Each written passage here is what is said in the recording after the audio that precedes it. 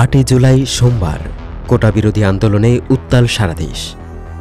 ঢাকা শহরের Gulistan, Farmgate, Shahbag, Nilkhet, science lab, Agargaon 11টি জায়গায় সড়ক অবরোধ করেছে শিক্ষার্থীরা। 3টি জায়গায় রেললাইন বন্ধ, 6টি মহাসড়কে চলছে অবরোধ।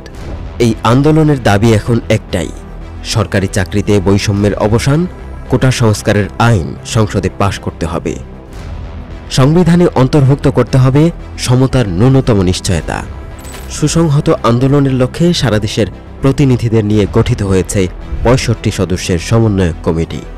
নেতৃত্বে আছেন ঢাকা বিশ্ববিদ্যালয়ের সার্জিস আলম, হাসনাত, আবু বাকের, রিফাতসহ আরও অনেকে। অন্যদিকে ছাত্রলীগের বাধা, হলে হলে ভয়ভীতি এবং হুমকি তো চলছেই।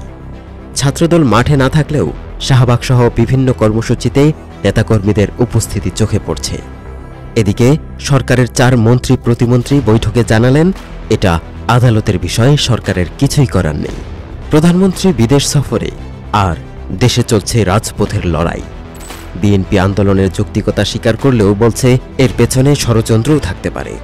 সরকারি পর্যায়ে শঙ্কা, এই আন্দোলন যেন জাতীয় সংকটে পরিণত না হয়। অন্যদিকে প্রশ্নপত্র ফাঁসের সাথে জড়িত পিএসসির কর্মকর্তাসহ 17 জন গ্রেফতার। তবে রাজপথে সেই পুরানো স্লোগান, আমরা আদালত দেখাচ্ছি না, আমরা সংবিধান দেখাচ্ছি। বাংলাদেশের রাজপথে চলছে নতুন দিনের প্রতিজ্ঞা।